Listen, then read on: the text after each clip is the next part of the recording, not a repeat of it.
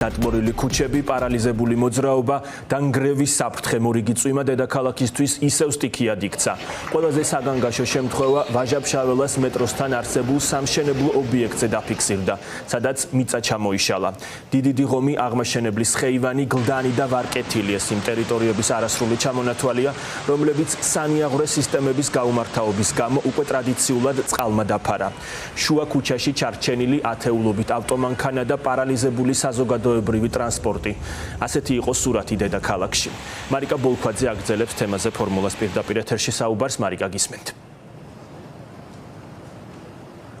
დიახლოკ, ამ წუთებში ჩვენ მარიჯანის 4 ნომერში ვიმყოფებით, სადაც გუშინ მიწის გარკვეული ნაწილი სამშენებლო ობიექტზე ჩამოიშალა. ალბათ ჩემს უკან კადრშიც ხედავთ აქ რა მდგომარეობაა, მოსახლეობა ახლა თავს საფრთხეში გრძნობს და ამბობენ, რომ მიმდებარე ტერიტორია მათთვის საცხოვრებლად საშიშია, მათი სიცოცხლისთვის საშიშია. მოსახლეობის ნაწილმა წუხანდელი ღამე აქ გარეთ გაათენა, ამბობენ, რომ ვიდრე არ მიიღებენ ოფიციალურ დასტურს იმასთან დაკავშირებით, რომ მიმდებარე ტერიტორია არის უსაფრთხო, მათი ცხოვრებისთვის არაპირებენ, რომ შენობაში შევიდნენ. მარიჯანის 4 ნომერში გუშინ ძლიერი წვიმის შედეგად სამშენებლო ობიექტზე მიწის გარკვეული ნაწილი ჩამოიშალა. აქ რამდენიმე თვის წინ შპს ცენტრ პოინტი აშენებდა რამდენიმე სართულიან კორპუსს, თუმცა კორპუსის მშენებლობა მალევე შეჩერდა. ამის შემდეგ კი მშენებლობა შპს საბურთალომ გადაიბარა და ახლა დაგეგმილია, რომ 24 სართულიანი კორპუსი უნდა აშენდეს მიმდებარე ტერიტორიაზე. ახლა კადრში გიჩვენებთ რა ხდება აქ. როგორც გითხარით, მიწის ნაწილი ჩამოიშალა ადგილზე. მოქალაქეები დილის 9 საათიდან დაახლოებით ელოდებიან სამხარაულის ექსპერტიზის ეროვნული ბიუროს მოსვლას იმისთვის, რომ აღწერონ ექსპერტებმა მიმდებარე ტერიტორია და დაადგინონ, რამდენად არის საფრთხის შემცველი აქ მცხოვრები ადამიანებისთვის, რადგან როგორც ხედავთ, აქ ჯებირით არის მიმდებარე ტერიტორია შემოსაზღვრული, თუმცა ჯებირს გარეთ გზის სავალ ნაწილზე უკვე აღინიშნება ბზარები მოქალაქეებმა აქედან მანქანები, ავტომობილები გაიყვანეს. ამბობენ აგრეთვე ჩვენთან საუბარში იმასაც, რომ 4 დღის წინ მიმართეს გამგეობასაც იმასთან დაკავშირებით, რომ საფრთხეს გრძნობდნენ ამ ტერიტორიაზე ცხოვრებისას, თუმცა გამგეობა დღემდე არ დაინტერესებულა ამით და მხოლოდ დღეს გამოჩნდნენ ადგილზე მუნიციპალიტეტის წარმომადგენლები, მუნიციპალური ინსპექციის წარმომადგენლები და ადგილზე იმყოფებოდა აგრეთვე გამგებელი ლევან ყიფიანიც, რომელსაც ჩვენ ცხადია დავუსვით კითხვები იმასთან დაკავშირებით, რამდენად გრძნობს პასუხისმგებლობას ახლა აქ მიმდებარე მშენებლობასთან დაკავშირებით, რამდენად იღებს პასუხისმგებლობას მოქალაქეების სიცოცხლეზე. ლევან ყიფიანი ჩვენთან საუბრისას ამბობს, რომ პასუხისმგებლობას ახლა აქ არსებული სამშენებლო ობიექტი, რომელსაც 24 სართულიანი კორპუსის მშენებლობა აქვს დაგეგმილი, უნდა გრძნობდნენ და შემდგომში უკვე მიიღებენ იმ ზომებს მასთან დაკავშირებით, რომ მოქალაქეებისთვის აქ ცხოვრება იყოს უსაფრთხო. მასე იყო საუბარი 1 წლის უკან, 2 წლის უკან და მაშინ აი კი ხედავთ ფასადურად იყო ეს ყველაფერი გაკეთებული. ამ ფიზიკურად ახლა ესეთ სამუშაოებს ვეღარ ჩაატარებენ, ისე წამოსულია მიწა, მაგრამ აი ჩვენი თავარი მოთხოვნა არის, რომ ისე გამაგრდეს, რომ ამაზე აღარც თქვენ შეწუხდეთ და ჩვენც უშვიდეთ მუნიციპალიტეტი თუ გაამაგრებს დიდი ხანია სამოთხელია, ალბათ 1 წელიწადი ესე დაროებული ეს ორმო.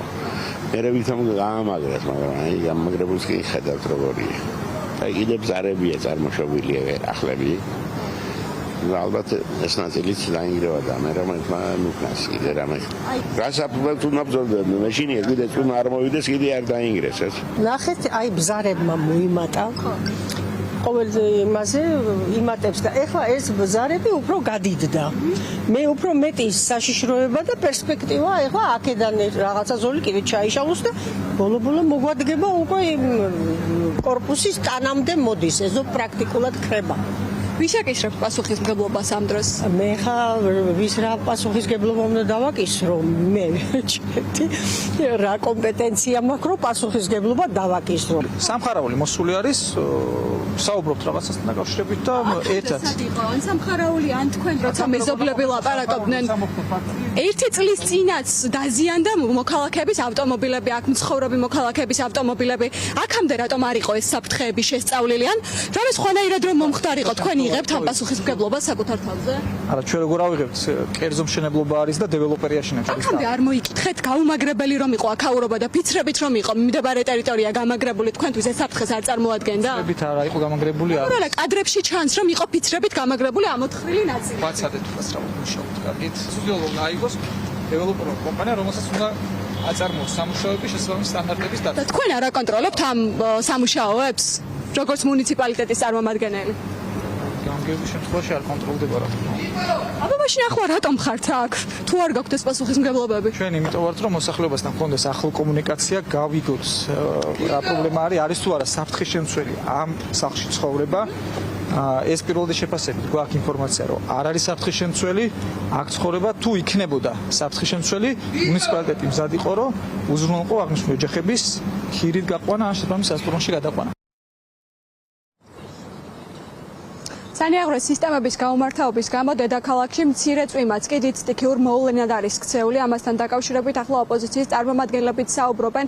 გუშინ სოციალურ ქსელში ვრცელდებოდა ამ ყველაფრის ამსახველი ვიდეო და ფოტოკადრები. მოქალაქეები სოციალურ ქსელში ავრცელებდნენ ვიდეოებს, თუ როგორ იყო შეუძლებელი გადაადგილება თბილისში კონკრეტული უბნების ტერიტორიაზე. შეუძლებელი იყო გადაადგილება როგორც ავტომობილებისთვის, აგრეთვე ქვეითათვის განკუთვნილ სავალ ნაწილზე. ოპოზიციაში ამბობენ, რომ მერია და მუნიციპალიტეტი ხარჯავს კონკრეტულ თანხებს, თუმცა დედაქალაქის სანიაღვრე და სადრენაჟე სისტემები კვლავ გაუმართავია და სრულ პასუხისმგებლობას კახი კალაძეს აკისრებენ. ყველაფერი არის უხარისხოდ შესრულებული, ასობით მილიონი ლარი არის დახარჯული სანიაღვრე სისტემის მოწყობაში, მაგრამ ვერ პასუხობს სტანდარტებს და ვერ პასუხობს მოთხოვნებს. ასევე სანიაღვრე სისტემის გამწმენდის საშუალებები გან არ აქვს. სპეციალური ვიდეო აპარატურა არის, სპეციალური, ანუ ყველაფერი აქვს აბსოლუტურად ნაყიდი, მაგრამ ამ ყველაფერს ვერ იყენებენ, იმიტომ ვერ იყენებენ, რომ ქალაქის მერმა, რომელმაც თქვა, რომ მე პასუხისმგებლობას არ ვიღებ არაფერზე და მხოლოდ ჩემ თავზე ვარ პასუხისმგებელი, შესაბამისად მერიის თანამშრომლების მხოლოდ მის თავზე არიან პასუხისმგებლები და სისტემა არის ფაქტობრივად ჩამოშლილი და სისტემა ვერ მუშაობს გამართულად. რაც შეეხება ერთი თვის წინ ავლაბრის მეტროში რო წყალი ჩავიდა, ქართული ოცნების პროპაგანდა ამ ყველაფერს ასაღებს იმით, რომ რაღაცა უხნალექს აბრალებენ და დაუძლებელ წინაღობას. ხო, მაშინ ძალიან მარტივი მაქვს შეკითხვა კალაძესთან კონკრეტულად. კალაძის სახლში რატო არ ჩადის წყალი და კალაძის ეზო რატო არ იტბორება? ანუ იმიტომ რომ ხარისხიანად გააკეთა. წვიმის დროს ოცნების ჩინოვნიკების სახლებში, ფეშენებულ სახლებში კი არ ჩამოდის წვიმა ჩამოდის მათ მიერ რეაბილიტირებულ მეტროსადგურებში. ამის ნათელი მაგალითი ვიხილეთ ავლაბრის მეტროსადგურში, სადაც რამოდენიმე თვეა რაც დამთავრდა რეაბილიტაცია, თუმცა ისე წვიმს როგორც გარეთ და ეს არის კიდევ ერთი კლასიკური მაგალითი კორუფციული მართლობის, არარსებულ საავტომობილო გზა და საფეხმავლო ბილიკი, რომელიც წვიმამ არ დატბორა, იმიტომ რომ სანიაღვრე არხები არ არსებობს და ეს პული ქართული ოცნების წევრებმა მოიპარეს. ეს არის თბილისის ბიუჯეტის არარაციონალური, არამიზნობრივი და არაეფექტური ხარჯვა. თქვენ იცით, რომ 4 მილიონი ლარი დაიხარჯა ავლაბრის მეტროს რეაბილიტაციაზე და უკვე მეორე დაიტბორა. ასევე დაიტბორა გუშინ თბილისის ქუჩები, დიდი ღომში, გლდანში, ვარკეთილში და თბილისის მოსახლეობამ უნდა იცოდეს ისიც, რომ ყოველდღიურად 9 მილიონ ლარზე მეტი იხარჯება თბილისის გზების რეაბილიტაციაზე და მათ შორის ბუნებრივია სანიაღვრე სისტემების მოწყობაზე. ხუხვი ნალექი თუ სახელმწიფოს დაუდევრობა და გულგრილობა, ახლა ეს არის მთავარი კითხვა, რომელიც მოქალაქეებს სახელმწიფოსთან აქვს, მათ შორის განსაკუთრებით ღელავენ ახლა მარიჯანის 4 ნომერში მცხოვრები ადამიანები, როგორც გითხარით, ახლა სწორედ შემთხვევის ადგილას ვიმყოფებით, იქ სადაც გუშინ მიწის გარკვეული ნაწილი ჩამოიშალა, ირგვლივ კი ასობით ადამიანი ცხოვრობს, 4 კორპუსია. ამ თხრილის ირგვლივ მოქალაქეები, როგორც გითხარით, ახლა ელოდებიან სამხარეველის ექსპერტიზის ეროვნული ბიუროს წარმომადგენლებს და კონკრეტულ პასუხს მუნიციპალიტეტისგან შეძლებენ თუ არა მარიჯანის 4 ნომერში და მიმდებარე ტერიტორიაზე ცხოვრების გაგრძელებას.